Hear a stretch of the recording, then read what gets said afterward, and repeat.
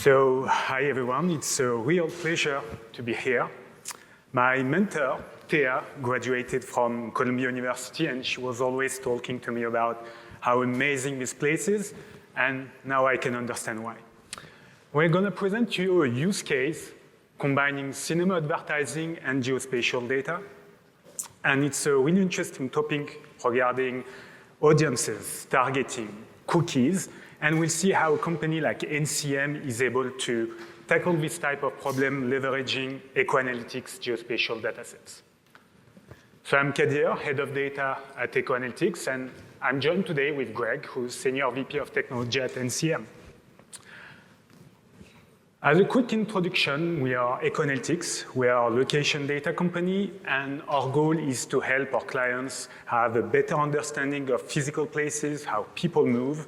So we have POI data, we have mobility data, we have building footprints, and if you need more information, we have a booth out there, so just come to see us. Thank you very much, Kadir, and thank you all for having me today. Start with the first two things. Number one, I realize I need to update my PR still. That's a pre-pandemic picture. It needs a little bit of work. Second, I want to apologize. I'm not going to be talking today about generative AI or climate change. Instead, I'm going to be talking about how to use geospatial data, analysis, and other sources of information to create value in my industry. Let me start by talking about NCM a little bit first. NCM is an in-theater advertising company. We are the world's largest, probably world's leading premier video advertising network. We produce a 20 to 25 minute segment of content and entertainment and commercials that shows before movies at 21,000 movie screens around the country, the United States, every day of the week. And we also operate other digital out-of-home networks. Think about TV screens you see while you're walking around in public places, in theater lobbies, in convenience stores, and on college campuses. And they also target the same people that pass in front of those screens and sit in front of the movies on their digital devices, at home, at work, on their phones, et cetera. NCM sells the ad inventory that we have through these screens and through the theaters to many clients, ranging from very large multinational companies, then to single location car washes, and everything in between. All right. But NCM had and has a challenge. We are in the process of and still working on transitioning from an old-fashioned spray and pray media source, meaning something that shows the same ad to everybody, regardless of where they are, what time of day it is, et cetera, to a more modern measured media company that puts the right ad in front of the right person and also proves the value to the person who bought that ad in the first place. And data is the jet fuel that is powering our transition. I'm going to take a few minutes here and sort of cover our primary use cases and explain how we utilize data and where it fits into our cycle. Our primary use cases cover the entire customer journey from pre-sales and sales, which is primarily audience profiling. And then to campaign delivery and targeting, thinking about picking the right screens at the right time, and also picking the right digital device to put the ad in front of. And finally, to post-sales, where we focus on customer retention through advanced attribution reporting, telling the story about what happened as a result of people seeing those ads on the big screen or on whatever screen they saw them on.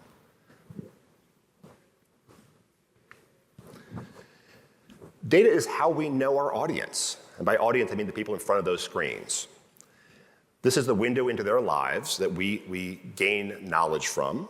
We know their interests, their activities, their actions, their intents, and their purchases through the combinations of the various data sources I'll talk about more as the presentation goes on. This information allows us to do something very important, which is to attract the right advertisers, to put the right ads in front of the right people at the right time. This is the crucial goal in media, is to figure out how to make sure that the ads impressions are valuable to the people who see them and the people who buy them. Excuse me. And what an audience we have. The movie-going audience is not the typical person in general. Now, almost everybody goes to the movie every once in a while, but the people who go frequently tend to be more affluent, more likely to travel, more likely to spend money on many purchases throughout their lives. And they're the audience that advertisers typically want to reach. To sum it up, they're young, diverse, and very hard to reach, and we have them at scale, which is the holy grail of advertising audiences. Excuse me. And data proves that we have the most desirable audience in the business. We can show these things through reports and profiles. I'll go into more detail as we go on. But again, young, diverse, and hard to reach. Very, very difficult to achieve in today's disconnected cord-cutting world. And we found a way to do it thanks to geospatial data and many other sources of information. What do advertisers want? And why do moviegoers matter? Well, to summarize it, all advertisers want something a little bit different. Nobody wants the exact same thing. Each product and service that the advertiser has is aimed at somebody unique and different. And they all want something, but we can find a way to put the right people in front of their ad.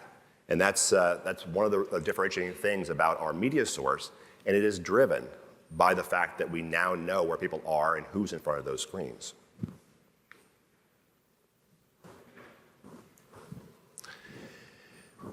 We have ways to find that audience and reach that audience. These various screens we mentioned, we even have some today at this university. I went around today and saw them. They're in the lobbies, in the entertainment areas, in the food venue areas. And we can detect who's going into those places. We determine when they're going to be there and what sort of things they might buy at that point in time. The moment of time is very important in advertising because it tends to dictate your interest at likely to purchase at that point in time. At NCM, we've gone beyond the idea of places of interest, or POIs, and into the concept of what I term audiences of interest, or AOIs. These are specific times and events at specific places that bring specific people together. These audiences of interest, or AOIs, can help us both by telling a great story during the advertising sales cycle, and then, again, by helping us deliver these ads to the highly over-indexed or disproportionate share of people that the advertiser wants to reach that'll be in the audience to meet the demands of the advertising clients.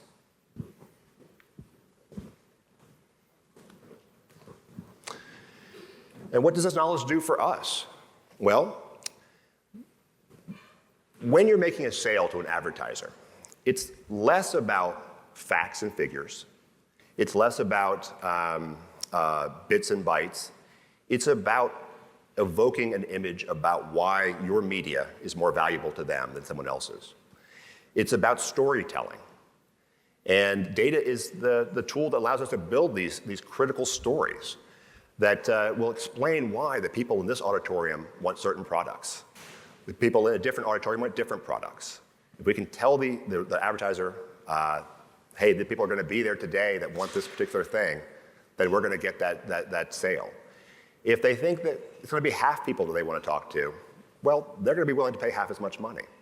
If we can show them that audience will have 80% of the people they want, it will increase the value of our product, and increase the value to that consumer, and decrease frustration of people who see the wrong ads at the wrong time, which is a major problem in today's advertising industry. The stories that data allow us to tell are instrumental in allowing us to close sales deals.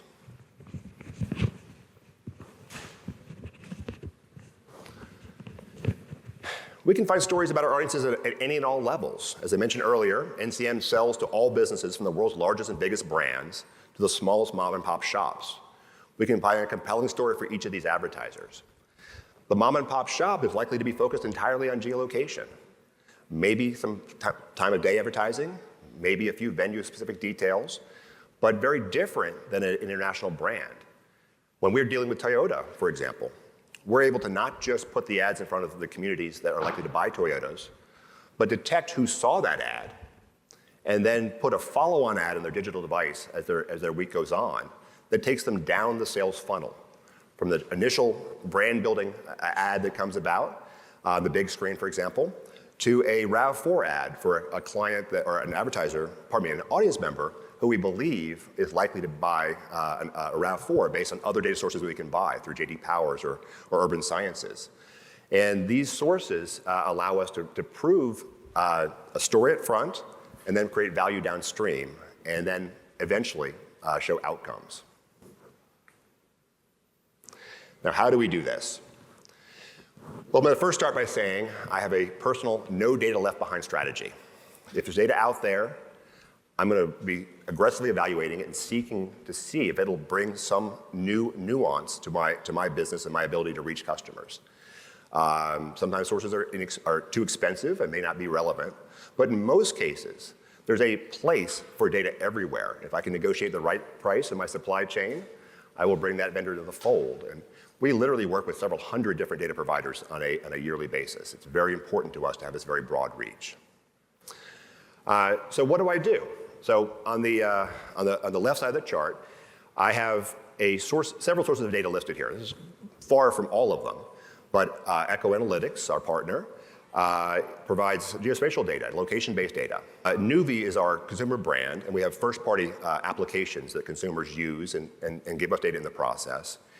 And we work with other partners like Fandango, who is a ticket seller and provides us data about who's buying tickets to what movies. We then take this data and we push it through our partner Newstar, or TransUnion is their new name as they're coming out with, to onboard the data into the pseudonymized ID space. This is critical. It helps us protect the privacy of our audience members and ensures we are compliant with all regulations, both at a local, state, and federal level. They're all becoming very complex in the United States for data privacy, and around the world as well. I know Europe's even more complex. Once they're onboarded, we further augment the data using our internal systems. We bring in information about the movies themselves, movie metadata, that allows us to create segments of people who like Tom Cruise movies, or like Marvel movies, or like whatever else. And each of these segments ultimately is interesting to some advertiser. And then we activate with other partners. We use companies like iSpot to tell upfront stories about who's going to be in the theater, who's going to see the ads. We then use companies like The Trade Desk and Simplify to deliver digital ads to people's phones, TVs, and laptops, and YouTube as well in the same space.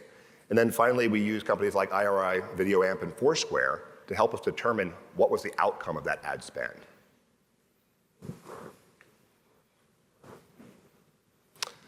Next, I'm going to go into a use case that's very important to me. It's about programmatic. And programmatic in this context means the ability for an advertiser to buy an ad using an online marketplace unassisted, without the need for a salesperson to be involved, where they determine the criteria of what they want and specify how much they want to spend, when they want to run it, and perhaps where they want it to be run.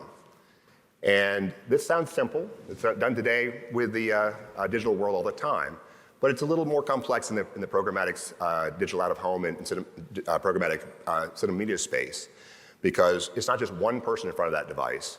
It could be thousands or hundreds. And we need to understand the audience composition enough to segment it down to describe the overall situation more clearly. Let me go to the next slide here. Our programmatic use case depends on lots of high-quality data, in particular that provided by Echo, which is meticulously scrubbed. Very important to us. I don't have time to do all that. Kadir, can you tell us a little more how you guys do that? Okay, so as Echo Analytics, our goal was to assist Greg and his team having better knowledge about different cinemas and provide them with the most accurate possible data. So we did it with two data sets that we have at Echo. First, with POI data. How many POIs there is around a specific cinema? How far they are? What are the different categories of POIs around the specific cinema? Which is really important because we're going to talk about programmatic and segmentation, because it's influenced a lot the behavior of different people.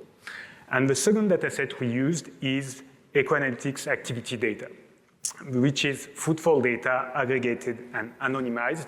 And we used this to compare different cinemas. How big is the audience between cinema A and cinema B? Thank you, Kadir. So we take all this data, we also insert the movie metadata I mentioned earlier, the data about movies. And we use it to create a rich variety of segments or groups of audiences. So an audience segment may be a certain group of theaters, or it might be a certain set of screens, or maybe a certain set of individuals on the digital space.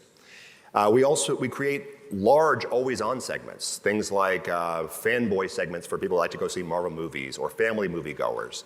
We also create small boutique made-to-order segments that are specific to the requests of a particular advertiser.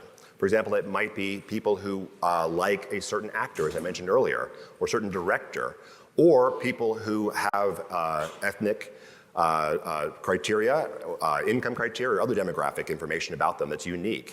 Virtually any sort of profile that the advertising client wants, we can create an over-indexed audience for and deliver ads to those specific customers.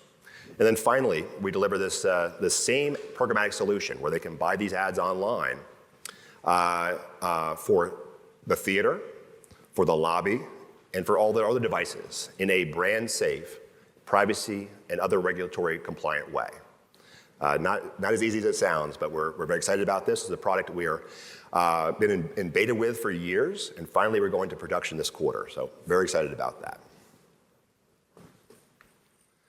All right, finally from me, what's the future look like? Well, there's a lot more to be done. The transition is not anywhere near complete. It'll be going on for quite some time. Among the highlights of what I'm working on are building out multi-touch attribution solutions, ways to take all the investments across many media sources that our clients make and put them together on one meaningful report that explains what their dollars did when they reached those customers, whether it's brand lift, awareness, whether it's purchase intent, whether it's footfall. All of these things are things we do today, but I want to do better. And we do them today in an ad hoc way when someone asks for it. One of my other goals is to create an always-on measurement solution that allow especially smaller advertisers without big budgets to have access to some of the things that today have only been available to the biggest multinational brands with their big, deep pockets. And finally, I'm excited about creating new, rich advertising formats, which are highly targeted and customized to the particular audience of interest that's sitting in front of that screen, that may include things like local sporting events, local communities and charities, and other items of interest and news from that particular area, all of which have a high propensity to increase engagement with the audience in front of the screen. With that, I will pass it back to Kadir. Thank you very much. Okay, so I'll quickly wrap it up with what I think is the main takeaway of this use case. And this is usually how we push people to think about geospatial data, regardless if they work with us or other providers, and which is context, trying to figure out what is the context of your problem. Because even big companies having first-party data today need other sources to understand what's going on in the bigger picture. And as NCM, like for example, in this use case, we had Echo Analytics location data, which is already a good source of information per se, but they were able to have a bigger impact. They were analyze this data in relation to movie metadata or tickets data, and they have amazing products now. So we have a booth outside. If you have any question to Greg and I, we can catch up during the coffee break or lunch break. Thank you.